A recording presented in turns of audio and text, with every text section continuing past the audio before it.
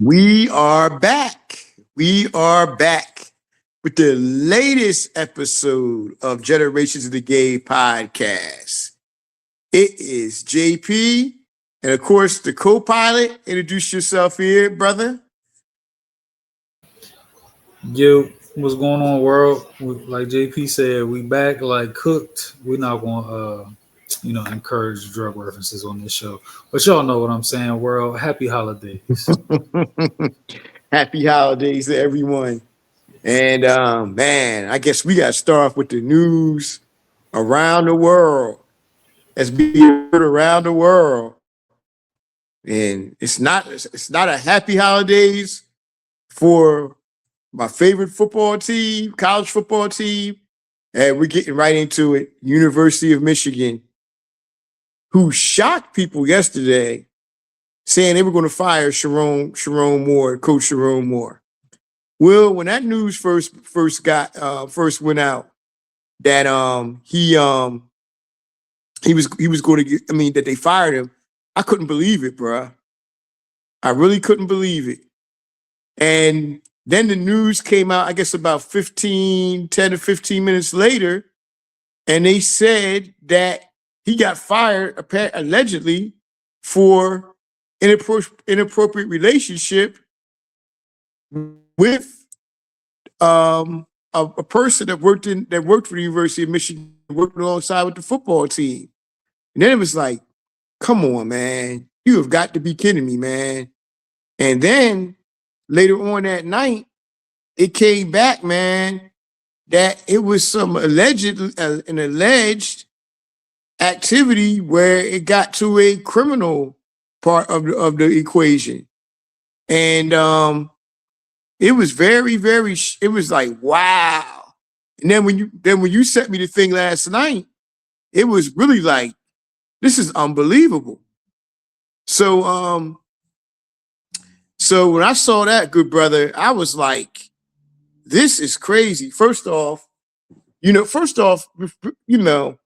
we don't wish bad upon anybody, man, and seeing Sherrone Moore, the first black coach at the University of Michigan's history, football history, and then seeing what took place, it was shocking, bro. That's the only thing you could say. It was very shocking. Before we go deeper into this, bro, some of our people, bro, I just can't deal with some of the stuff that I see. Oh, he's making black coaches look bad. Some of y'all really, really need to get the hell off of social media. Because you're talking a bunch of BS.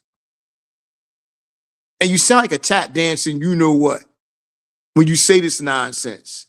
There have been a whole lot of coaches, regardless of their racial identity or ethnicity or whatever, men, women, whatever, they got caught up in nonsense. Some of you coons, I can say the word on here, some of you all sound like a bunch of coons sometimes. Seriously. You do. You do. As if black coaches do this stuff. But now that we got off that thing, man, what's your take on the whole Sherrone Moore thing, bro? Well, the first thing I want to say, bro, is I agree with what you were saying. Like, irresponsibility knows no color. Exactly. Listen, do we say that Urban Meyer made white coaches look bad? Do we say Rick Right. Pitino made white coaches look bad? And the list goes on. No, we don't. They're looked at as individuals. A lot of the times they're even given a redemption story. So what I will say is that I think it's unfortunate because I know how the masses are going to look at it. You know what I'm saying? It's a lot of groupthink. And anytime a black, man or woman in a high position does something, people want to jump to, well, they should have never been in that position in the first place. And that's why another one will never be in that position. And I don't agree with that. But I will say that at the end of the day, sadly, he just did what a lot of men do. I don't excuse it. I don't respect it. You know what I'm Mm-hmm. saying? And it's unfortunate. You know what I'm saying? Because at the end of the day, he worked to get to where he was, and in an instant is gone. You know, and he has a family. Just like I have a family. So I just know personally I'm not gonna go to work and do some shit that I feel like is gonna jeopardize my family's ability to eat. You know what I'm saying? And for me, it's as simple as that. But it's really unfortunate, man, because Michigan, it wasn't their greatest season. It wasn't a horrible Mm-mm. season. They Mm-mm. just brought in the best quarterback prospect they've had in a long time. So there was definite positives, and things that they were looking to build off of, but now there's a lot of uncertainties around the program. They got to make the Yeah. right hire, to hope that Bryce likes that hire, and a lot of the other players as well. I mean, with the portal, you already have to kind of just be prepared for anything, but this is like this is a different situation because a lot of times if a coach is going to get fired, it's typically because they have a horrible record and you already know they're going to get fired. So but this is so unique that um like honestly they just had to see what happens, man. Like, sadly this is the type of thing depending on the hire, depending on who hits the portal and all of that. This could be a make or break moment for the program, for a couple seasons for sure. Bruh, you ain't lying. I look at it this situation like this.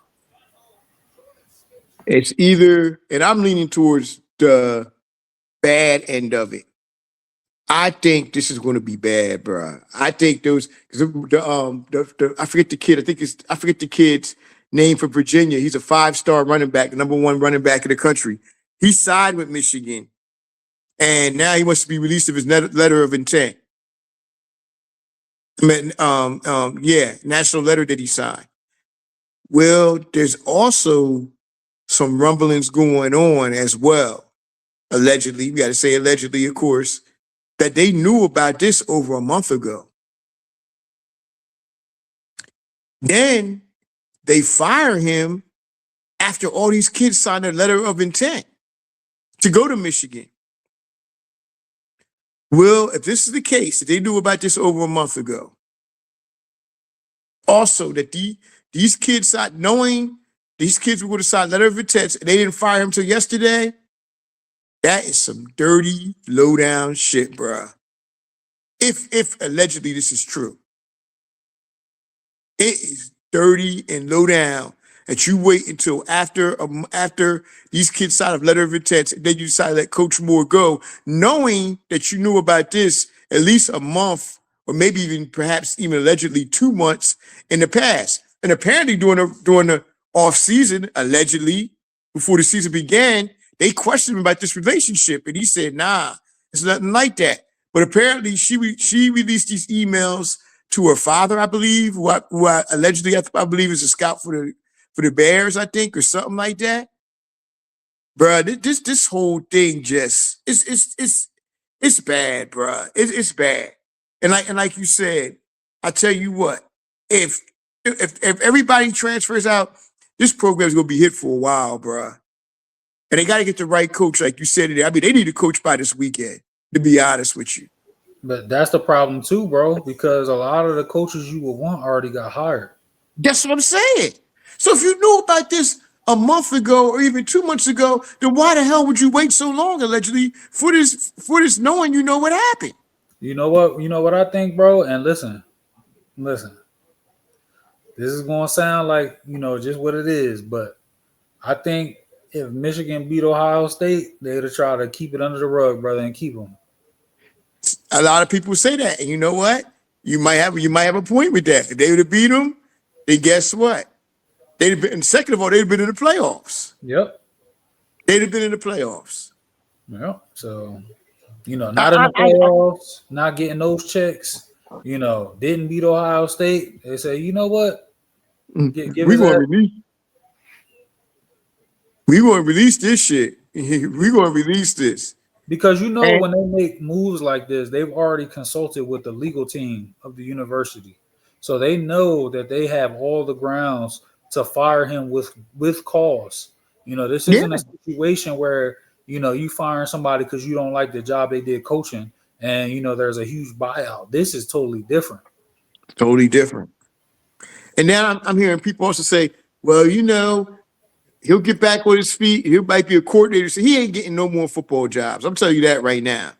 He is getting no more football jobs. Whether you talk about Pop Warner, whether you talk about high school, whether you talk about college, the NFL, bruh, this man, and obviously Coach Moore definitely has some mental issues, bruh. There's no doubt about it. He pulled his knife on himself, threatened to kill himself, allegedly, in front of his wife. Then allegedly he breaks into this girl who he's messing with's house, allegedly threatened to kill himself and her, allegedly. Bruh, he needs some mental help. And that's the other part too, man, that I think is tough, and that's why I think some of the shows like ours are needed, because there's a layered conversation that has to be had. At the end of the day, outside of anything with his football future, he needs help. Absolutely, without a doubt, he needs help. And we shouldn't care anything about him having another football job. Beyond that, he needs help, and he's got a family that is going to have to figure out, being in a great spot to being in a really rough spot very quickly. Going from the Yeah. breadwinner of your household making millions a year to he don't have a job in the blink of an eye. That's damn near unheard of. And Yeah. typically, like we talk about with a lot of the coaches, because of the difference in their firings, typically, even when they get let go, they're still getting paid. Yeah. Yeah. So this is I'm not trying to make light of it or anything, but bro, this is one of the worst crash outs we've ever seen. Like It is without a doubt. Like easy. one of the worst crash outs like we Bruh. have ever seen. And then people making excuses. Some people making excuses to about some, oh, well, this stuff happens. No, it doesn't happen. He is a head football coach of one of the historically best college football programs of all time, University of Michigan. Not only that, you are a head coach supposed to set an example for your team. You are in charge of 18 to 22-year-old young men. That's another thing on top of this stuff. I'm not trying to hear that. And then people say, well, the girl might have been pretty. Man, nobody trying to hear that BS. No, listen, bro. Like at the end of the day, first and foremost, a coach is supposed to be a leader of men, Right. or a leader of women. But either way, a leader. Leader is the key word there. They're supposed to be held to a higher standard. I'm not trying to say, that I expect them to be a pastor, something like that. But at the end of the day, you should have some freaking self-control. If you expect to, be leading these athletes, expecting them to follow your every word and everything like that, and to find out that you have zero self-control, like that's a problem, and sadly, we talk about, we've seen it a lot, but this is next level, bro. Like the level of irresponsibility, not only was he having an affair, he's having an affair with somebody that worked for him, like you don't do these things, bro. Listen, at the end of the day, it's a bad decision no matter what he is. But at the end of the day, he has to have the awareness, knowing he is a black man in America. Even if That's he right. did everything right, there's people that don't want him to have that job. That's right. The moment you fuck up, you give them every license to take everything from you that you work for.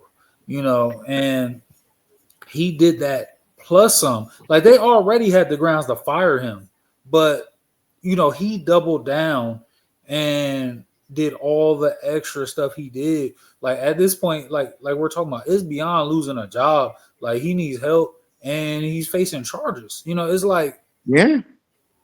not only did you throw your job away, you throwing your life away. Yeah. Yeah. The whole situation is just sad, man. Just seeing a young coach like this who's not even yet 40 yet, just throwing his career away over some. I mean, I ain't gonna say that, but over a young girl that 22 years old. I understand how these dudes are getting finessed by these young girls. I don't understand it. Like, like, man, they get.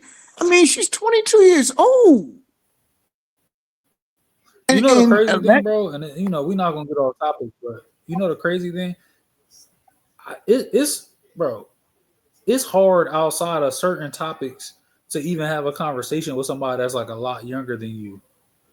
I don't even understand how these people get exactly, wrapped up in these situations, bro.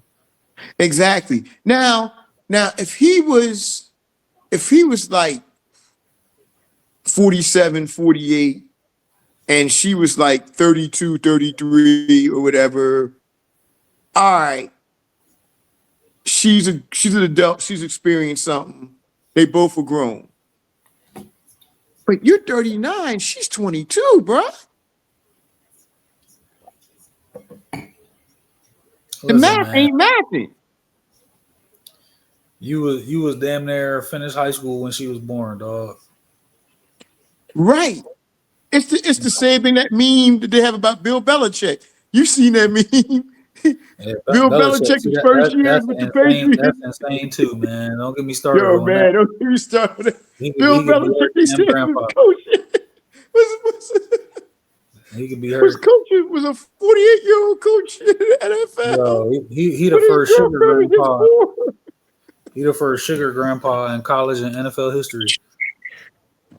Man, she don't even look 24, man. She about like 34. Seriously. Seriously. She don't like no 24. Oh Like, man. hey, man, boy, man. I tell you what, he seems less grumpy than he used to be. She put that thing, she put that thing on Oh Bill, Lord. boy. Oh Bill Lord. is, Bill I done need changed to up, get bro. my editing. I need to get my editing skills up, man. Good Lord. Oh yeah. My fault, bro. My bad, bro. My bad. But that's wild too, bro. I mean, yo, literally, he's old enough to be her pop, bro. For real. Yeah, he Seriously. is. Like, not even joking. He is. No, seriously. He's old enough to be her pop. I can see if Bill got himself, what is he, like 72, 73? I can see if Bill got himself like a nice 50-year-old somewhere like that there. Man, this Joker went, mm, this Joker went full blown 6 years out of high school, bro. Yeah, he went to post prom and found himself a date. Yeah. Yeah. Yeah. She barely just sucking off a lollipop, man. He used to be dating this girl, man. My bad, bro. But it's crazy. It's crazy, man. It's crazy. But yeah, let's move on. Regardless of Coach Moore, and he's had some comments that he said that have been like really kind of borderline tap dancing as far as I'm concerned. Because I know Jamel Hill was talking about the comments that he made when somebody asked him about some I forget which school it was or the coach, but said they were going to have what's my man's name who played quarterback for Alabama, Milrose. They said, yeah, they asked him about Milrose, about how he was going to be a running back if he went to, I forgot what college it was. They were going to treat him like a running back. And he said, well, I don't see black quarterbacks. I don't see no color. My kids are biracial, and I don't see no color and stuff. And yeah, bro, you seeing some color now, bro. But even with that, you could have stood up and been like, well, black quarterbacks still have a lot to prove. If he said something like that there, he'd have been cool. But I understand, man. He was he's at, he got caught up, bro. But as far as I'm concerned, you could have stood up as a black man and really say, how you feel about the black quarterback situation because they still have a little ways to go. There's still ways to go. I mean, look at these fools in Philly. You talk about bench Jalen Hurts for some quarterback you know nothing about. And all this man did was take you to 2 Super Bowls. You've had 4 Super Bowls in your history, and he's been to half of them. But you want him bench. Y'all crazy as hell, man. And I know he had a bad game the other night. He had a real bad game. And a lot of that was on him, but there was a lot to go around. But we'll talk about that later, though, bro. Let's move on. Also, I got to say it, man. That Ohio State put a whipping on Michigan, though, bro. I'm not going to sit up here in front. But last week, they got the retribution done to them. So, we're going to see. We're going to see what happens, man. Because I'm going to tell you, Indiana's is for real, bro. And I don't think they even have any 5 stars on their team. It's got a great coach, and Mendoza might be the #1 pick of the draft this year. So, that's it's a good thing with college football, But once again, Ryan Day blows another big game. So we'll see what's going to happen, bro, with the college football. But Will, there's a lot to talk about. Also, we do have to discuss this about the college football, bro. College football playoffs, and then we're done with the college football, bro. I'm gonna be honest with you. Notre Dame got shafted, bro. They got shafted. They should be in the playoffs, bro. Alabama, no way in hell should be in the playoffs over Notre Dame. And Notre Dame has, as far as I'm concerned, the NCAA does shoots their own selves in the foot once again, bro. You got the kid Love, the running back. The quarterback car is good. The defense is good, and the fans travel. They got star players on this team. And to be honest with you, bro, Notre Dame would have got in. Nobody would want to play Notre Dame. Nobody would want to play Notre Dame. Ain't no way in hell a 3-loss Alabama team should be in over Notre Dame. No way. What's your thoughts on it, bro? No, I agree. It's definitely disrespect to the season that they've had. You can say whatever you want about the conference they play in, but they had a good season. They deserve to be there, and I mean, they you see what they did last year. You know what I mean? Like, Exactly. Then, this year they had another decent season, and it ends like this, man. It's unfortunate, and honestly, like typically, I would say not playing in bowls and stuff like that. I'm not necessarily the biggest fan of it, but in this situation, I totally respect it. You gonna tell me I'm not playing in the playoffs where I deserve to be, a team where 3 losses is in because of the conference they happen to be in, even if they didn't win that conference, and you gonna tell me to go play in whoever's bowl, the Cheerios bowl or whatever the hell, you know what I mean? But this. It's crazy, bro. Like it just is. Like, and I think we're gonna see more and more of this, because it has to change. And the goalpost moves for each program, and it's not fair. Because realistically, I think, for example, if Texas had a slightly better case, they would have made it just because they're in the SEC this year. You know what I mean? Yeah. So it's like you can't do it that way. Like, strength of schedule matters and stuff like that, but also beating who's in front of you matters. At the end of the day, it matters. And Bama shouldn't be there. And no disrespect, man, but who else is in there? What is like Tulane, gonna do against some of these Bro, hold on, not only Tulane, James Madison. Yeah, like what are these schools gonna do against Come on, bro. Like, listen, nobody wants to see a James 56, Madison in Oregon. Yeah, nobody wants to see a 56-7 playoff game. Right. And they're not even a Power 5. James Madison, when you think about them possibly being 1AA. Yep. Right now, they're 20-point underdogs. Bro, it won't surprise me if they lose that game by 40 or more, bro. I'm going to be honest with you. It will not surprise me if Oregon beats them, like you said, 56-7, 60-7. It won't surprise me. Mm-hmm. Excuse me. It won't surprise I mean, all. And who wants to see that? I'm not watching that game. Not watching it at all. I don't understand how Notre Dame didn't make it. Notre Dame would have been a better opponent for anybody. And to be honest with you, and you know I'm not a Notre Dame fan, but I call it spade, bro. If Notre Dame was in the playoffs, bro, that's a team right there that nobody would want to play. Yeah, that's a Nobody would want dangerous to team. play. That's a dangerous It's a team because dangerous team. at the end of the year, when stuff is breaking down, you run that ball, and they got a dynamic running back. You know, They and might they have the got some best players. running back we've seen in college football in a while, bro. In a while. And also that freshman quarterback, Carr, oh, he's the real Mhm. deal. He's the real deal. They got a good defense. I don't understand how you don't put a team like this in the playoffs, man. Shame on you once again, NCAA. There you all go again with your fuckery again. It's ridiculous. But we're gonna stay on the college end of things. Let's move on to the college basketball right now, since we're in the collegiate year, bruh. Um, man, once again, bruh, we got to talk about what we've seen so far, bruh. We got to start with this Michigan, bruh. I know Arizona's number one, but as far as I'm concerned, man, this Michigan team might be, man, it's not might be. They're the best team in the country, bruh. And they're not only beating teams, they're destroying teams.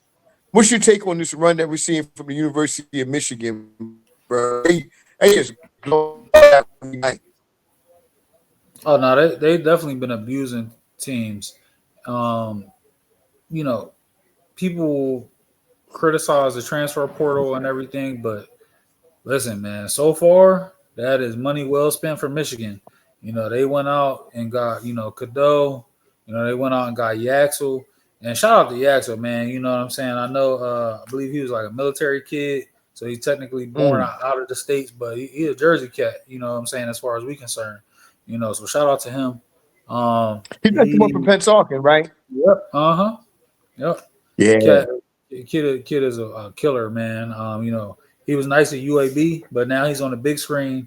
You know, and he looks like he's even better.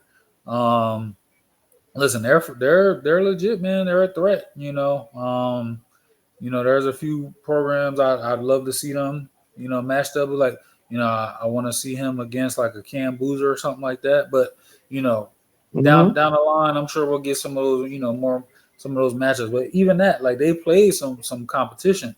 That's the thing too. It's not that they haven't played anybody. Sometimes you see that, but they've been Mm-hmm. playing some real teams. And they've been Oh getting at yeah. everybody. And you know, was it the kid they have McKinney? Like they got pieces Oh, and the like freshman McKinney were number one. That's yeah, I know you're talking about. Yeah, he's like good. Yeah. that shooting guard, Yeah. like they're they're not even playing what we feel like could be their best basketball. That's the thing too that I think people don't realize. Like you know, they're they're athletic, but they've got skill. And they're forcing teams to play their pace and their brand of basketball. Mm-hmm. And that's what makes them dangerous. Like And they're man, big on the front line, bruh. Their hmm front line is huge. yeah, Mara is what like 7'3", I think. Yeah. That's, Yeah. hmm I mean, they got a huge team, man. And you know, we're going to keep an eye on this team, bruh, because this team, I'm not going to say the undefeated thing. Big Ten is tough. They got some good teams, but we'll see. We'll see come February or March. It might get interesting to see where they go. Oh yeah, if they're Might. healthy, man, they could be one of them Final Four teams for sure. Oh yeah. Oh yeah. Oh yeah. And you know, especially if you see Purdue got smacked up last week. Who's that? Iowa State smacked them up, I think. Yeah, I never was a big Purdue believer, and that's even when they had Edie, man. It's just something about him. Yeah. Yeah. Yeah. I I remember like they had listen, Iowa State though. That's been like under the radar, really really good program, man, for a while now, and like yes, it has. Yeah, they've been good. And Also, we saw the return of Darren Peterson last Sunday, bruh. 17 points, stuff. He looked pretty good. Yeah, listen, man, Darren is a special player, and that's him, and I haven't played in a while, So we're going, a few weeks down the road, man, we'll have a 30 or 40 piece, that he gives somebody. He's just that type of player, man. Yeah. But I'm glad he's back. There was some rumbling on social media. People like, oh man, we gotta, come to grips with the fact that he may have already played his last game as a Jayhawk. Like, relax. Like, at the end of the day, Relax. you know, it's a marathon. It's not a sprint. You want him healthy, for March. And at the end of the day, he and his camp also need to do what's best for him as well. That's right. That's right. I don't. Look, he had to start some games. These people would have rushed everybody back, bro. Then they have season ending injury. Then you'd be like, "Ooh, what happened?" Nah, let him rest and get whatever he needs to get done. The treatment he gets done. And also the other night at the Garden, your boy, I'm gonna start calling him second half AJ, bro, because that when it comes to second half, bro, that boy, man, he be turning it on.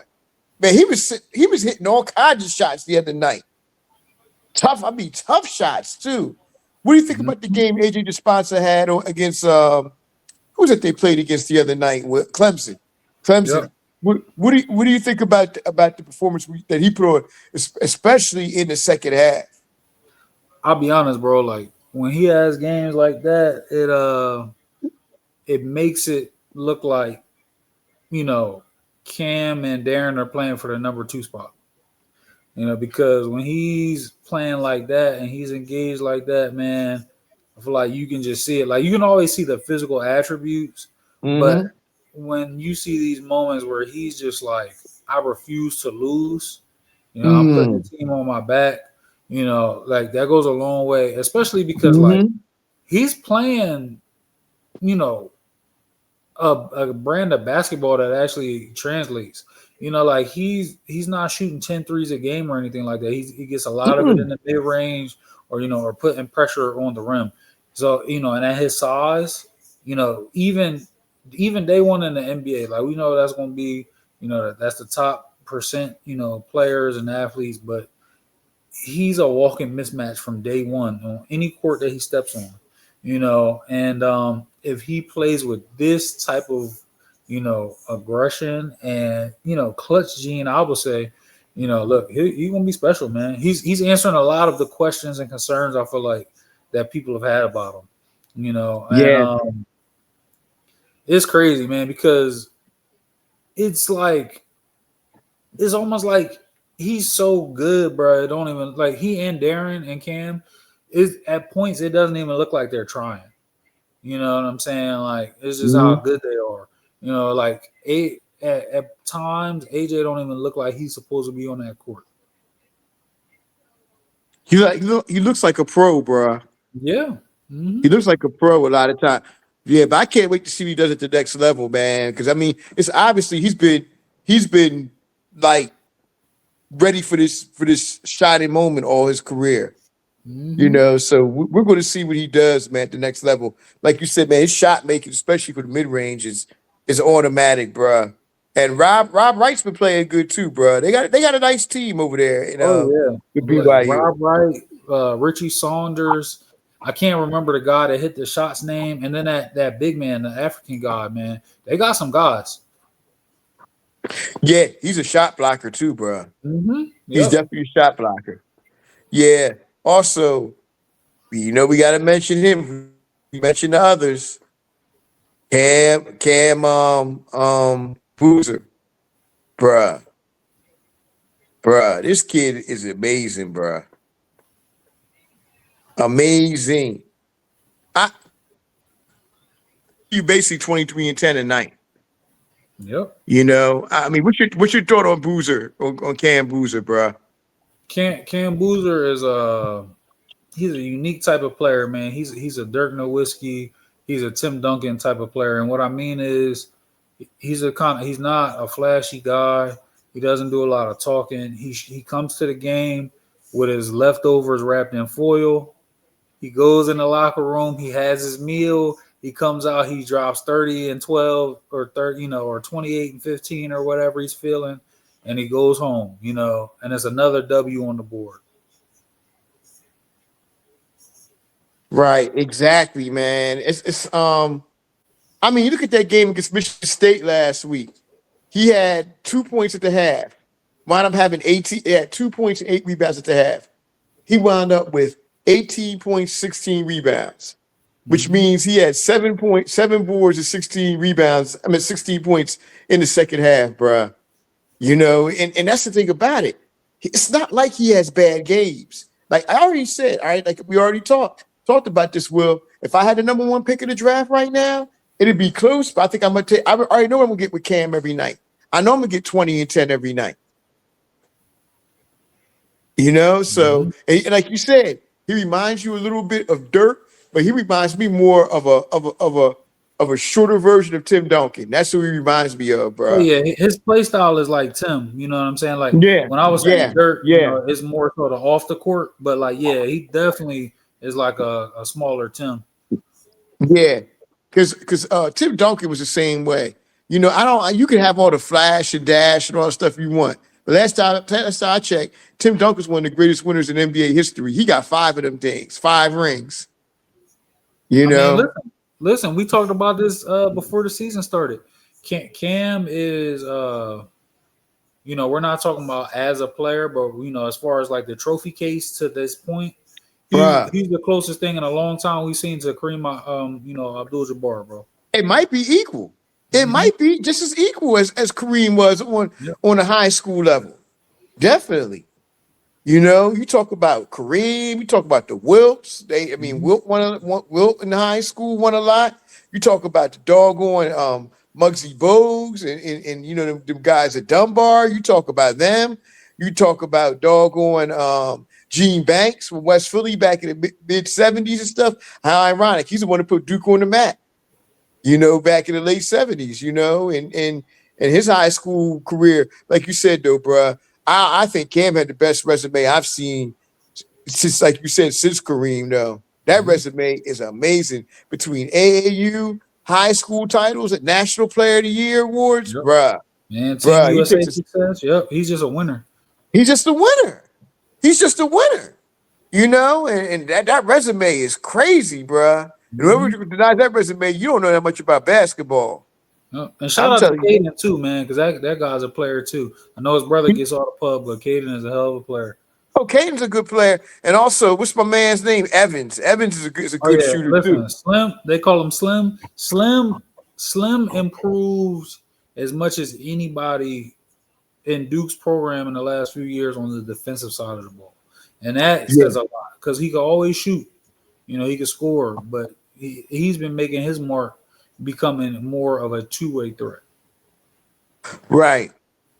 Exactly. They have a good team over there, Duke, bro. They do. Listen, they're not even maximizing the international kid, Dame Sarr. Listen, good luck. Yeah, and the thing about Sarr is, bro, Sarr was predicted to be a lottery pick in some mock drafts too, because he played where he made his mark at was in that USA versus the world thing. I saw that game. He played very well. He played very well. Also, you got Micaiah Brown. He's playing pretty good. Nate at Tennessee. And like we said, bro, this is one of the best classes we've seen in a long time. I gotta be honest, bro. The more I see of Nate Ament, bro, the less I'm high on him, man. Really? We got a lot of season left, but the easiest way to say it is like he has to work way too hard for everything he gets. And he's in college right now. So you got to think of it. For example, we're talking about AJ, we're talking about Darren, and even Cam. It's like they're pro ready. It looks like it. When Nate, he's 6'10", but he doesn't have quick feet. So it's like everything he's doing is like a really tough shot. And if they're tough now, they're going to be even tougher. Going forward. So listen, I'm not out on him as a prospect, but I've got to see him adjust. And if he shows me that, you know what I'm saying, and that tells me everything I need to know about him. Because every player has to figure something out, and adjust. But just in the small sample size so far, there's definitely some talent there. Like, listen, I'm saying he takes tough shots. He makes a good bit of them, but it's like every shot can't be a tough shot. You should have something where you can, and maybe it's like he's just so used to being that much taller and that much better than most of the people he played against. It's like you got to have a few moves where it's like, boom, 1, 2, even 3 dribble pull up, boom. I know I can get this shot anytime with ease. You know what I mean? Like, but watching him is like he's shooting like turnaround fadeaways over other guys that's like 6'10" and stuff like that. It's a tough way to live, man, if your name's not Durant. Yeah, yeah. And I mean, he seems to be a good player. He definitely have the shooting range. That's definitely very few people have the shooting range of Kevin Durant in the history of the game. Yep. So yeah, definitely. So we'll follow the young man. I know he's giving you 16 and 7 a night, but like you said, though, there's other attributes to his game that you have to look at and see. Hey, real quick, I think Houston might get one, bro. I think Samson about to get one, bro. They gotta play better. They have to play better. I like the team. Flemings is a good player. What's my man in the middle? Sanak doesn't get enough just do. I know because you know why? His score is not there, but the rebounding and the shot blocking, it's there. And he's starting to get these recruits now too, bro. He's starting to get these big time recruits now. It's about time too, man. He's overdue, bro. He brought that Houston program back too, bro. He brought it back. I mean, once he left Indiana, bro, it was like a long road back. But I'm glad to see him having this success, man. He deserves it. He's been to what, 2 Final Fours in the last 5 years, I think, or 6 years. So yeah, he should have won it.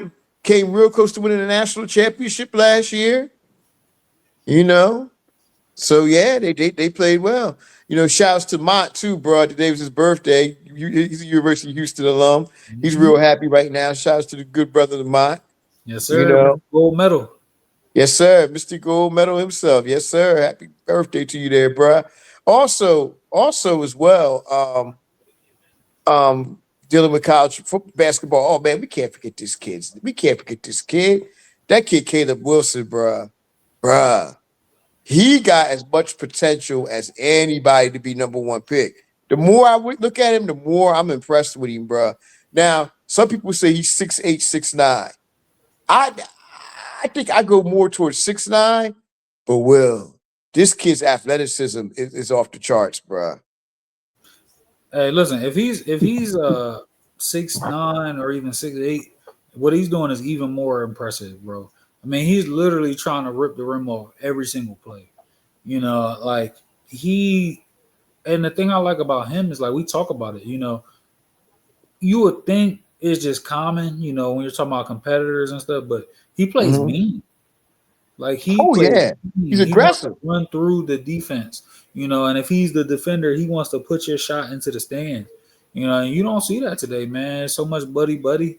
He really goes out there and he competes, man. I respect that. Yeah, it's going to be. I can't wait for that Carolina Duke game, bro. It's going to be very interesting. What happens and everything. It's going to be very interesting, bro. It's going to be every scout in the NBA at that game, bro. Oh yeah, because he has a chance to be a top 2 or 3 pick too. Maybe even number 1. So we'll see. Let's move on just briefly to women's college basketball, bro. And bro, I want to discuss something, man. Goodness gracious, these people, bro. Apparently, some people are complaining and saying that South Carolina is not that good. Bruh. RELAX. It's the beginning of the season. I don't understand why people are saying this is not a this is a very good team. They're young, and remember, they got 2 All-Americans that are out for the year. Joyce Edwards, you can see where her game is at now. Joyce Edwards is is one of the top 10 players in college basketball right now. Women's college basketball. They'll be fine. They will be fine. So stop with the crying. Oh, they're not going to do this and that. Bro, I don't know what y'all be watching, man. I really don't know what y'all be watching sometimes. They have one bad game and that's it. I mean, Will, what's your thoughts about people talking about South Carolina and everything right now? I'm gonna be honest, bro. Like I think a lot of the discourse around South Carolina is around who their coach is. They don't like Mm-hmm. to see, an accomplished black woman that earned everything that she has and wears designer every damn game, and is the flies in the country. They don't like to see that. They don't like to see her, and her team, no matter what's going on with their heads held high, and I think it's really more about that than it is about what's going on, on the court. You know, South Carolina lost by 2 points to another really good team. Top 5 team. Like, they didn't lose the Old Dominion, or something like that. They barely lost to a team that has, at least one player who, when that time comes, is pretty much a lock for a top 5 pick in the WNBA draft. And that team is expected to make a pretty deep run in March. And their point guard is a damn good player and will be an all conference player. Like and their coach is a Hall of Fame coach. I mean, that's it. And instead of looking at it like Dawn doesn't duck any smoke, she will play anybody anywhere, which they do. They want to nitpick and look at it like this. At the end of the day, as a coach, you are supposed to test your team as much as you possibly can to see if they bend or if they break. And at the end of the day, more times than not, Dawn's teams are ready to go when it's March. They're ready to go. So, at the end of the day, man, it's better now than in March. And like you said, look at the talent that they're missing. They're missing a big time defensive presence and anchor, and Ashlyn Watkins. And they're also missing, a really versatile player in Chloe Kitts. Joyce Edwards is an excellent player, and she's still figuring it out. Yep. She's in year 2. Every player on that roster is thrown into a higher spot, on the other team scouting report because of who's missing. And I don't think that people are accounting for that. If you're typically the 5th option, now you might be the 3rd option. So all these things add up as to players maybe struggling to adjust, or teams getting out a little slower than usual and things like that. And also, now this is a good problem to have, but they're adjusting to having last year's leading scorer on the team, not a leading scorer just on the team she was on, the country's leading scorer, and Tanaya Lack. So finding that perfect balance, sometimes it takes a while, Right. And go ahead, brother. Oh, I was gonna say the last thing is Dawn sees a weakness in her team and she goes out and she addresses it. She went and got that big from Mississippi State in the transfer portal, killing it. She went and got Latin and somebody that can get a bucket at any time. She kept Tessa, she kept Raven, she kept Joyce. Like at the end of the day, I don't know what people expect her to do. I don't get it, bruh. And like you said about Chloe Kitts was the one that hit the big shots all the time too. So you know what I mean. They definitely going to miss her. And she was going to she was an All-American candidate this year. Sure. But they'll all be back next year. Excuse me, they'll all be back next year. And I'm telling you all something right now, which I believe they're going to have a great season regardless. If you're not getting them now, you better get them while you can, because next year, bruh, that team's going to be real good, real good. And bro, have you see that freshman they got, man? They got Mateer. Yeah. She's what is she, like 6'5", right? She's like 6'2", but she's like a wing, bro. She's gonna be tough, bro. They bruh. When Watkins and Chloe comes back next year, bruh, they're gonna be number one. They might be number one because everybody will be back next year. So don't you know what I mean? And look, Dawn's the best coach of basketball. We've been saying it. She makes adjustments. I'm not worried about South Carolina. They'll be fine. They You will know be the fine. funny thing, bro? South Carolina, UConn, and from what I've been seeing, USC will be right back in the mix next year, no matter what. It's USC pretty going to much be tough. guaranteed. The Juju is back next season. That's the three to be worried about. Yep. Yep. I agree. USC's going to be something. And shouts to UConn too. That's Sarah Strong, bro. Bruh. Dominant. Dominant. Fudge doing her thing from the outside. I see she had a couple of one or two 30-point games. Yeah, they're destroying everybody in sight. Like you said, we'll see. LSU looking pretty good. So it's been a good year for college women's basketball since we're missing Juju, man. That's the only thing about it. We're definitely missing her. And I see she's rehabbing, so hopefully she'll get better. Notre Dame's pretty good. Hana Hidalgo's carrying his team, man. So yeah, it's like you always say, the women's game is very good, bro. Support the women and what they do. You get good quality games. Also, let's address this real quick.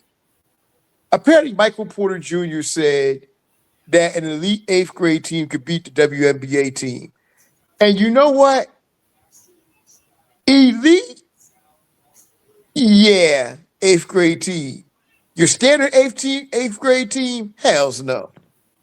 But it has to be an all-star team. And it's gotta be a team with some ringers. But I mean ringers, they gotta have some teams. I mean, players that are like 6'6", 6'7". Like for instance, they gotta have players like the Duncanville team. Have you seen that Duncanville middle school team, bruh? Yeah. Bruh. It's gotta be a team like that to really beat the WNBA squad or something like that. How do you feel about that, bruh?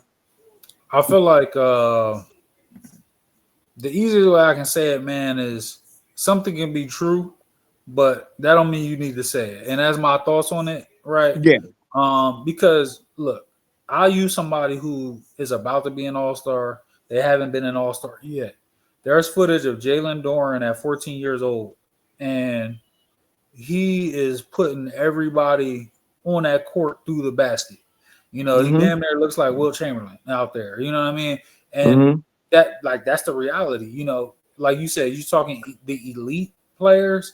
There's size and athleticism that just will not be matched. Like it won't be. You know what I mean? Some of these kids are 7 foot. In 8th grade, 6'10" in 8th grade. Yeah. And stuff like that. So, it's not disrespect to some of these. No, not at all. And not at all. He also didn't say that he didn't say they could beat the WNBA All-Stars or something like that. I think a lot of times people, they listen to a clip or they just read a caption and they they come to a conclusion. And they run with it. They run with the narrative. So, I don't feel like we need to be having these comparisons at the end of the day, because when would that ever happen? But like, is he wrong? That's a whole nother conversation. Right, exactly. And it goes on and on and on, man. But I definitely respect women's basketball because, like I said, all right, 95% of y'all of the men in the world, period, we get their asses handed to them by these women. Don't get it twisted. And one thing too, man, like the prime example, Asia Wilson, the best player in the world by far right now.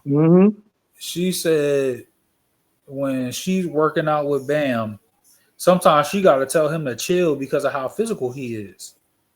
But when she goes out there with her peers, she is busting everybody's ass because he makes it hard for her in practice.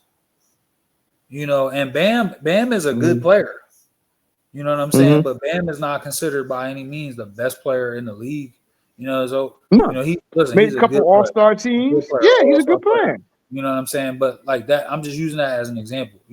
So like a good player playing the greatest player right now and he's making it hard for her. She got to work for everything she gets, and she's complaining about the physicality. So imagine, this in a 5-on-5 setting. So,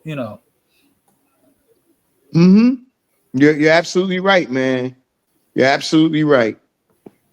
Yeah, man. But and like you said, Asia's complaining about the physicality and with Bam and stuff. But it also helps her make her game get better as well. oh, absolutely, bro. And that's why I feel like a lot of people don't necessarily know, but that's why the WNBA they practice against men. Yeah, yeah, and even in college basketball, a lot of women's Mhm. programs play against intramural squads or Mhm. whatever. But yeah, we got a whole season to catch up with college basketball, men and women. So it's very good this year. So we'll see going forward. Let's go on now to the NFL, good brother. Um, the Eagles, man, these people, man, woo, boy, they vicious. Jalen Hurts should get benched for the backup quarterback. Only in Philadelphia they do this nonsense, bro. He did have a horrible game the other night. He had a real bad game, but we've seen what he could do. I feel though this team is off. I feel like they might be having a Super Bowl hangover. That's the way I feel about it. The offensive line is not what it was last year. Saquon don't seem to be what he was last year. You know, AJ Brown ain't getting the production that they thought. But this team, I mean, the Eagles, man, I don't know what's going on, bro. What's your feelings about the Eagles? I mean, there's a lot wrong with the Eagles. Just being honest. Watching them quite a bit. You know, I think we talked about it numerous times. It starts with the fact that they've had a new offensive coordinator every season for the past however many seasons. 5 years. That's tough to work around. It just is. You look at them play.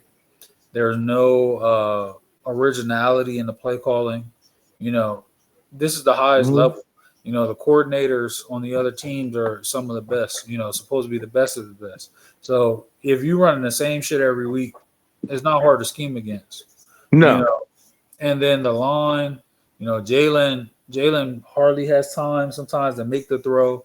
Then when he is making the throw, there is pretty good coverage. Is either going to, AJ or Smitty most of the time.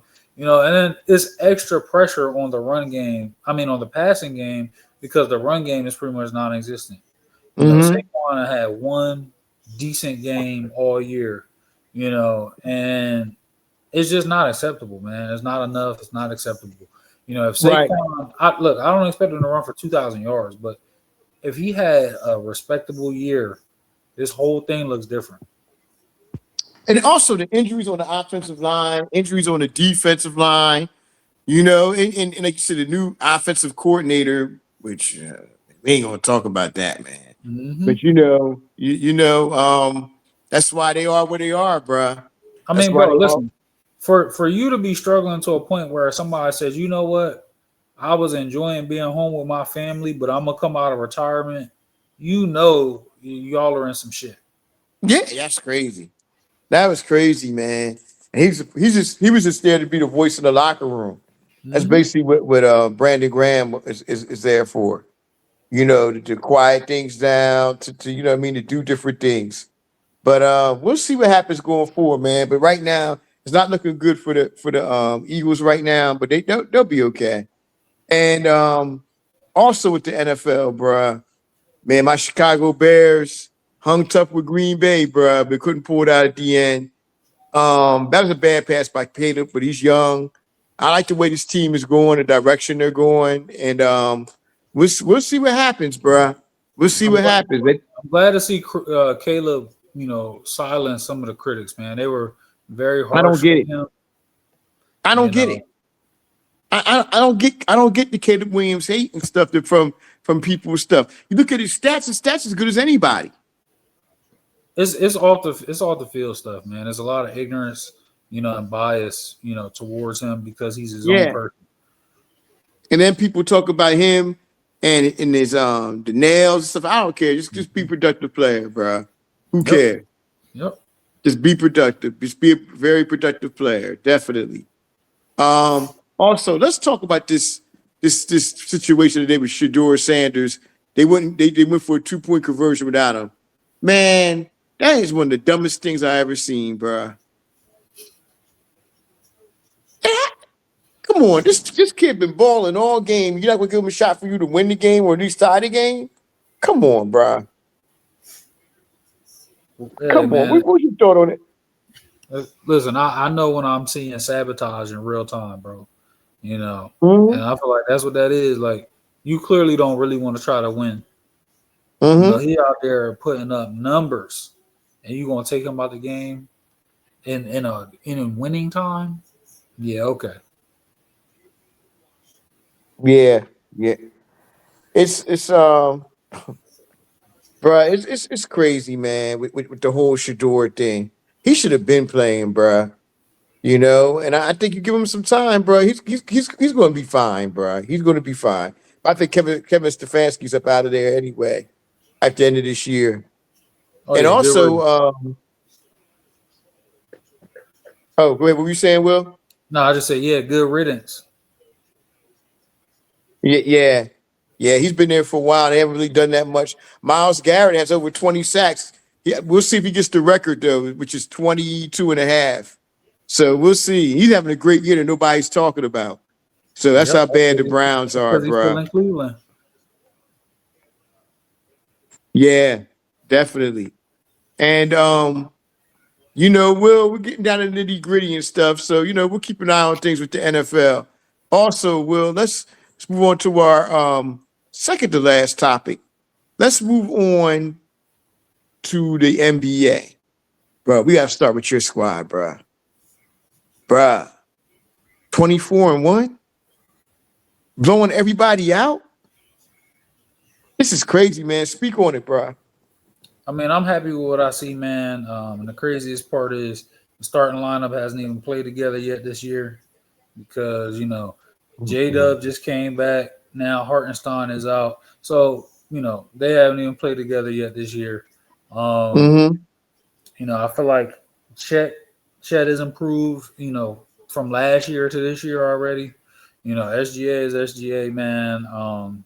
We got the defensive demons out there, and Kaysen, Caruso, Dort. Mm-hmm. So, I mean, I'll be honest, man. Like, I think I'm not gonna say it's a foregone conclusion, but I'd be shocked if they weren't, contending for the title, in the finals again, pending injury. But I will say I don't really care about chasing a regular season record or anything like that. I just Mm-hmm. want them to be healthy. And by any means, I don't think they're chasing really trying to chase anything. They're just winning Mm-hmm. right now because SGA hasn't even played in the fourth quarter in half of the games.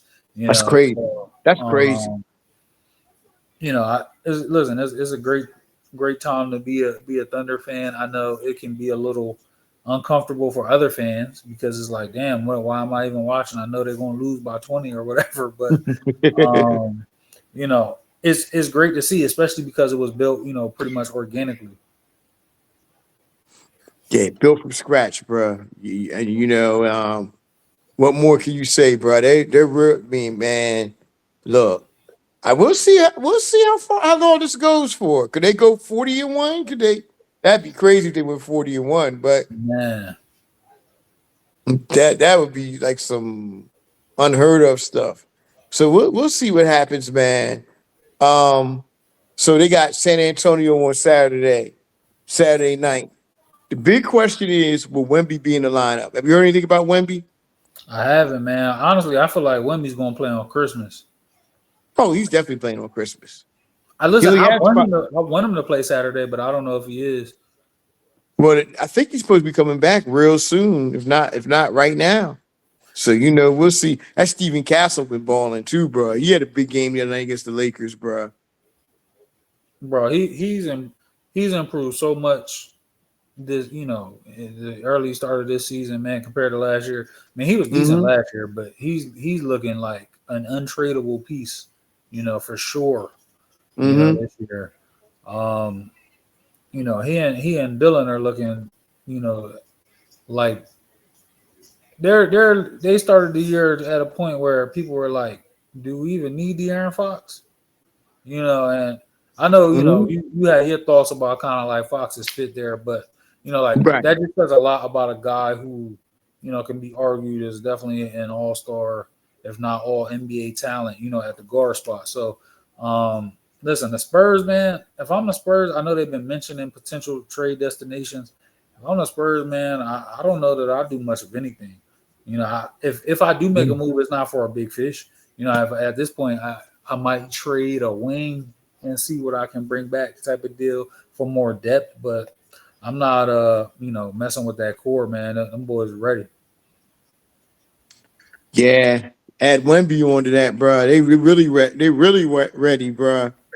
And Mm-hmm. um, man, the Sixers, they are what they are at this point. I think they're better than what they are last year. I actually, they have a solid team, man.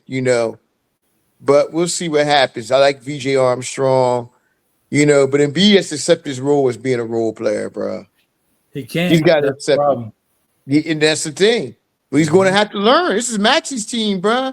Maxi been on fire this year. The only problem I have with Maxi is him playing 40 minutes a night. Yeah. This is ridiculous. It's not like it's the playoffs, but during the regular, that's how you burn a player out. So Yeah, they're treating him like Allen Iverson, man. But this isn't, the old days. nah. Allen Iverson, man, that dude, man, one of the greatest athletes I think we ever seen, bro. Mm-hmm. It's crazy. Yeah, but that basically wraps up the NBA stuff. Will, you know what tomorrow is? As a matter of fact, it's about to drop in about an hour and 17 minutes. The Nas Primo album. Yes, sir. Looking forward to it. There's a couple albums that just came out that got past me. Eric Sermon just dropped the album. Yeah, I listened to part of that. He has some really good collabs on there, man. I gotta check it out. I gotta definitely check it out tomorrow, man. At work, we're good, brother. Definitely. But Yeah, we get we get tomorrow that night. Nas and Conway tomorrow. Oh, Conway dropping tomorrow. Oh, Yes, sir. bruh. Oh Mhm. man.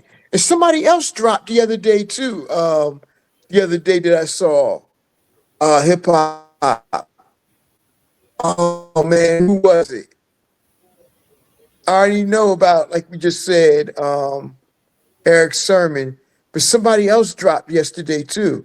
Conway's dropping now and Nas on the same day. Oh my Yep. gosh. I know you don't listen to him, but 21 Savage too. There's a few projects dropping. Woo. Yeah, that's more your thing, bro. And I respect that. Yeah, You know what I mean? yeah. Y'all grew up with 21 Savage and stuff. But yeah, man, bruh, Oh, bruh. listen, You Nas and Conway at the top of the list for me for sure. oh yeah. Oh yeah. Out of the Griselda, Conway might be Conway has the slightest of edges over Benny as far as I'm concerned, bruh. The I agree. slightest. Yeah, I agree. Yeah, Conway nasty, man. Mhm. Conway is nasty, man. Definitely. Shouts to Griselda, man. They still pump, man. That might be the hardest working hip hop duo in hip hop right now, bruh. Oh They yeah, for always sure. dropping something. Oh yeah, for sure. Always, yeah. Always dropping something. Did you read about the youth football team for Philadelphia down in Florida? Yeah, I did, man. I got caught stealing. Um, so many layers you could pull out with this, good brother. So many layers you could actually pull out with this. Um, People say, where were the coaches at? I want to know how many coaches actually went down there or even volunteered to this football team. Because you got 3 or 4 coaches and you're talking about 40 kids, that's 10 per person, but for them to have these kids' faces plastered all over the place, it's ridiculous. And this is why we need to educate our kids and everything about certain places that they go to where they're not friendly with towards black people. I'm not condoning. I'm not condoning what the kids did with stealing the stuff and everything. No, they were wrong. But the way they make this out to be and stuff, act like these kids just went on like a armed robbery or killing spree. And that's where I draw the line at, showing these kids' faces. And I agree. We have to start supporting our youth, like with this football program and stuff. If if it's 4 coaches with 40 kids, they can't do it by themselves. Maybe if they had 10 chaperones, 4 per kid, this wouldn't have going down like that. But to treat these kids like they some criminals, like hardcore criminals, man, it's and putting their faces everywhere. It's not a good look, bro. I mean, you know what I mean? I'm not talking about as far as the kids go, but I'm talking about what I'm saying behind it. It's the ism behind it, the racism behind it, and then they charge them with felonies. I can see, you give them a reprimand or something like that there, bro. But charge these kids with felonies for stealing stuff out of Dick's, man. That Dick's a sporting goods store. I'm not condoning, like I said, what they did, but this is crazy, bro. This is crazy. Like I said, during times like this, we have to get back to being a community again, bro. And we have to teach these kids right from wrong and everything, because we already see what's going on in this country and stuff. And if you don't believe it should be a community, then I don't know what to tell you, good brother. Not you. I'm talking about just people just in general. I don't know what to tell you. But if you can get out here and get involved with some of these organizations, man, help these coaches out, bro. A lot of these coaches are doing it from the heart and doing it for the kids and stuff, man. And there should be some type of way we should be able to donate and everything, to these kids and stuff, and make sure they get the best of stuff. And I hope and pray, man, which I do believe, man, these kids learn from this, and this makes them stronger and even better human beings. But what they did was wrong. Again, we're not condoning what they did was wrong. However, having these kids' faces plastered all over the place as if they did some type of killing spree or something is just ridiculous. Especially when you're stealing from Dick's Sporting Goods store, which they shouldn't have done again, which they shouldn't have done. But come on, these ain't no hardcore criminals we're talking about here. We talking about kids, man. What's your thoughts on it, bruh? I mean, I agree with you. I think a few things can be true. The kids shouldn't have done what they did. First and foremost, Mm-hmm. but it's just another example that black children are not viewed and treated like black children. You know, if this Mm-hmm. was a white golf team, they Mm-hmm. wouldn't be getting charged with felonies. We wouldn't know the kids' names. We would know what they look like. It's as simple as that. It wouldn't No. even have been, national news. Because realistically, this is just some dumb shit. This is the type of stuff. Yeah. Yeah, it's happened. It happens. Like this is the type of stuff. If it's like one or two of you, somebody gets caught stealing, they make you call your parents and you get your ass whooped at home. You might not be allowed Yep. back in that store. It's as simple as that. But I feel like it is an intentional attack on these kids. Yes, they were wrong, but it's like, okay, Mm-hmm. they were wrong. We could choose for this to be a teachable moment. We could choose to approach this with, a certain layer of grace. Not to say you're not accountable, but to say, why would I try to charge you like an adult? You're not Right. an adult, but no. And honestly, man, Florida's always on the wrong side of shit like this, man. It's not really a surprise to me, but it is definitely disheartening, man. Just to know that these kids, no matter how much they mature, and what they look to do, refocus themselves. This is just out there now on the internet, and Mm-hmm. people want to follow them. Right. We're wishing the young men the best and everything, and you know, hopefully just they learn from this, a teaching moment and a valuable lesson where they get better, man. Yep. And So that's why when we were talking about Sherrone Moore, what we were saying about coaches at the end of the day, and this isn't an indictment on those kids' coaches, it's just a fact. Like you right, are a leader, and part of that leadership is teaching life lessons. And look, I know people want to be like, "Oh, it's not about race." Sometimes it is. At the end of the day, we have a to lot of teach times it our is. yeah, we have to teach our kids the differences on how you will be looked at, the differences on how you will be treated, and that starts at a very young age if you're doing it the right way. Because sadly, you know, whatever the number is, whatever the year is on our birth certificates, is never treated that way out in the world. Nope, nope, it sure isn't, good brother. And I think we covered all our bases today, haven't we? Oh, Yes, oh, sir. oh, Every oh, one of oh, oh, them. oh, oh. One more thing.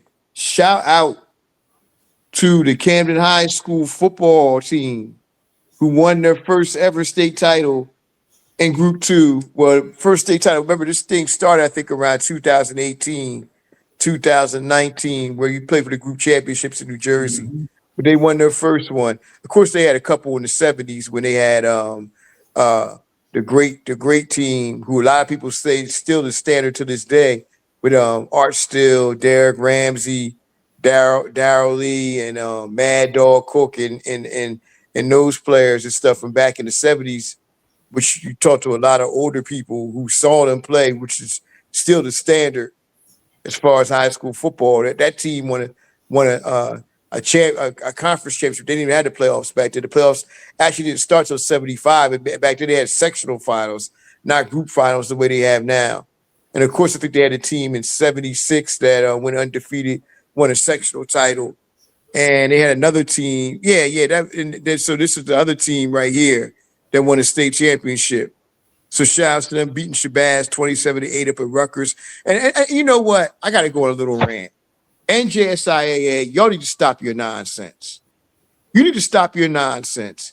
All these other games were played on the weekend, but you play Camden and Shabazz on a Wednesday night at 5 p.m. Because you know why you did that? And we all know why they did that. I'm going to keep it simple. You didn't want the niggas up in there, up in Rutgers. That's what the whole thing came down to. Let's be for real. Because you all are going by shit that happened 40 or 50 years ago with some altercations apparently at the games and stuff. They didn't want Camden and Shabazz up there in the first place. Let's keep it 100. But there hasn't been a problem at a Camden game in decades. I already know about the problem with East Side and stuff, but that was even mild compared to some of the stuff that happened back in the day, and that had nothing to do with now. You all are still mad with Clarence Turner and Coach Clarence Turner, and Clarence Turner is not even on this earth anymore. But you still hold this grudge against Camden for some reason. I just don't. I just don't get it. I just don't get it. There hasn't been no incidents at any games that I've seen in years. What's your thoughts on this, bro? About having a game between Cam and Shabazz played on Wednesday at 5 p.m. It's ridiculous. No, it's definitely wrong, and it's intentional. I mean, we saw it with basketball too. Like when they Yeah. came in playing for the championship and stuff like that. It's intentional, man, and I'm glad you're speaking on it because these players, these coaches, these families, this community, they deserve to have a chance to attend a game without having to miss work or whatever, just like everybody else. Mm-hmm. And it Mm-hmm. deserves the crowd that every other game would get. It will probably have an even bigger crowd than in some of those matchups. So they're doing themselves a disservice. And Right. why you giving the shout outs out, man? Shout out to Jalen Parker from Winslow, as well, man. Kid's a baller. I believe he got the state record for touchdowns now. Yes. And he's only a Yes. junior, so man, the future is bright. The future's bright. And shout out to Winslow too. They won. I believe they won the Group Three or Group Four state championship. Mhm. They played a national schedule this year. They played IMG and Bergen Catholic. Not too many people can say they played that type of schedule that they played. Actually held their own in the IMG game. They held their own. So Mm-hmm. we'll see. And also, I see Camden High School basketball up the other day with the 82-53 victory over Winslow at Winslow the other day.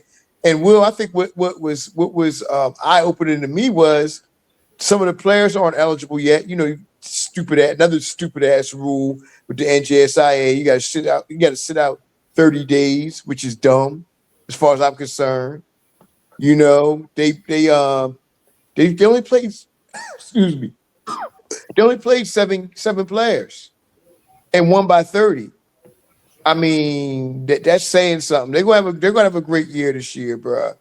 And I think I like the coach. I mean, not saying the coaches they had, not saying Malik Williams is like that. Now Malik Williams did a solid job, but I think Jason Harrigan is going to do a very very good job as well as being the coach of Camden High School basketball. What's your thoughts on the victory the other day and the new coach they got in, Jason Harrigan? I mean, I really can't say much on the victory. I didn't see it, but winning by 30 when you only play 7 guys, that speaks to their endurance and just their grit. At the end of the day, and when they get some of those missing pieces, they're really going to be dangerous. But Coach Harrigan, I think that was a really good hire. We saw that he really had some success, in his other stops. Was it St. Joe's? We were just talking about it in the group chat the other day. One of his former players, is a freshman at Florida Gulf Coast, and he just had a 42-point game like a week or so ago. The guy knows talent, he knows how to coach, and I look forward to him being the coach for the High for a while, man. Hopefully, and he's a young coach too. I think he's 41, 42 years old, and they need that. Yeah, and every place he goes, they win. They win every place he goes. St. Joe, like you said, St. Joe's Prep did a great job there. I think Del Val Charter School. I think they won the public league title one of those years he was there in Philly. I know they won some type of championship. It might have been the public league. It might have been the pub he won one year. But he did a job there. The man knows how to win. He knows how to coach, man, and he wins. And he's a young coach too. That's another thing. So, we're going to see. They of course Camden High is a traditional powerhouse. So they're doing their thing. Shouts to them down there. But Will, I think we covered everything. Like we said, tomorrow, Nas drops tomorrow. Nas and Primo Conway, man, and for you, you know what I'm saying, for people your generation mainly, 21. What's his name? Oh, 21 Savage, yeah. 21. I was about to say 21 Savage. I'll definitely get to that, man. But listen, I'm probably gonna play that Nas about 500 times before I move on. Yeah, bro. Yeah. I heard he got a song on there called Third Childhood. Oh, yeah, like the second childhood. I think I know who that's about, man. Interested to hear that. Yeah. I heard there's some grumblings too. Who's about? Oh, real quick. Do you want to talk about this for a second? While we're on the topic of hip hop, did you get a chance to see the Diddy thing on Netflix? I did, bro, but I'll be honest, man. What are we going to say about it? But wow, bruh, it pissed me off. It pissed me off. And some of my friends will tell you this. Even back when he were in his prime with Bad Boys with Big and stuff, something was shady about Puffy. I said back then. Everywhere. Look, I'm gonna keep it a buck. I'm gonna keep it a buck, man. He almost like Satan, bro. That's all I can say. But some of the stuff though was like, what the hell? Oh, Big was supposed to be on the Rolling Stone magazine. Nah, you take him off. I'm gonna be on that. This dude's stealing everybody's girl. Like he gets a thrill out of that. And it's relentless until he kind of gets what he wants. Yep, man. I saw a story that he forced Faith Evans to perform "Missing You," not long after Big died, and she didn't want to do it. Yeah, and threatening to not pay her or something like. But hold on, 2 things that were deep to me that I saw. 2 things that were deep on that video, on that documentary. Number one. Big's funeral. Put this whole big spectacle on to about, oh, his estate's going to pay for it. That's as dirty as you can get Mm-hmm. as a human being. And you going around talking about, oh, that's my best friend and da da da da da. But you made his family pay for his own funeral. You should be ashamed of yourself, especially with all the millions of dollars you got in your bank account. And then the other thing that nailed it, to put the nail in the coffin for me, that really pissed me off, was the part where they were talking about. Oh no, you see the part when he went uptown to Harlem, out there with the people shaking hands and hugging them. As soon as he gets back in the car, oh, I need some hand sanitizer, and then he calls on the phone to somebody, make my bath hot, put some Mm-hmm. peroxide and soap in there, bruh. It seemed like he was just looking down on black people, like, oh, look at these dirty ass niggas right here and stuff. And they coming up to me, bruh. That was some old cool Uncle Tom type shit as you can get. Your own people. You don't I deserve, agree. No, man. that definitely was a disgusting thing to see. It was, and I was just shocked. I was shocked. Like, wow. But bottom line is this here. Puffy's a piece of shit. Let's keep it real. He's I ain't no sugarcoating. He's a piece of shit. And the whole pocket big thing, I'm looking at that kind of different now too. I mean, when I say different, like eh, eh, you know what I'm talking about, bruh. Yep, I'm on the same page. You know what I mean? That whole thing was suspect with both of them, man. And I look at Suge Knight differently. Suge Knight, yeah, I'm sure he got his thing, but he was really looking out for his art, for the artist though. And then you look at Big. Big wanted no part of any of this shit. All he wanted to do was make music, bruh. And you know what I mean? You got two of the all-time greats dead over some dumbass nigga shit. That's true. You know, two of our most talented, man. Two of the best ever, bruh, that ever did it. And we don't know what they would have done going forward.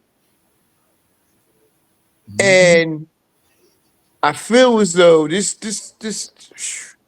demon, man, gosh, this did and the women with the sexual assault thing, the one where he allegedly sexual assault, allegedly him showing the video to everybody with him and his man, that's as low and dirty as you can get. I remember Yeah. years ago, the rapper J. Rue the Damager and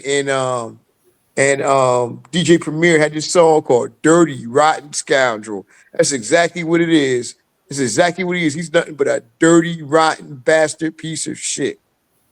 That whole thing just left a bad taste in my mouth, man, of the bullshit that allegedly that he did, man. It's a bad as you can get, bruh. Egotistical jackass, bruh. It's crazy. Listen, But brother, yeah, it's gonna be a special entrance to hell when he gets there. goodness gracious, bruh. Yeah, yeah, man, yeah. And it seemed like he had no remorse. I mean, everybody that got in his way, man, was either broke, in jail, or killed. Yep. And then, real quick, the other thing, man, is that it was almost like it was like the trial was rigged for him. You know, it's like we can't, let him just completely get off. But the two jurors that spoke in the documentary, first of all, Hmm. the woman was a fan. There's a picture of her with him circulating on the internet. She's clearly a fan of his. And you listen to her talk about it.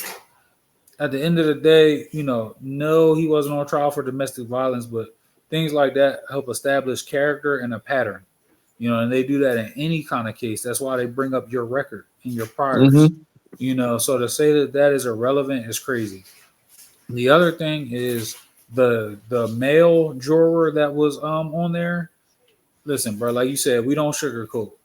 At the end of the day, historically, Indian culture is known to be one of the most misogynistic cultures. Oh, And hell yeah.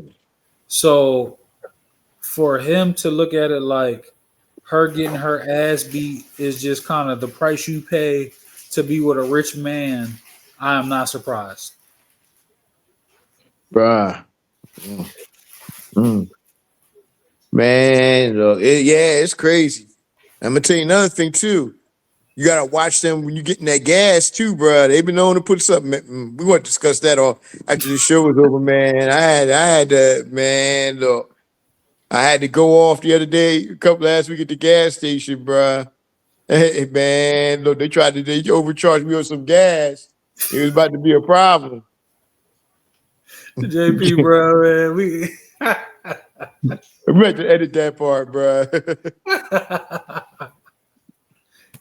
Oh man!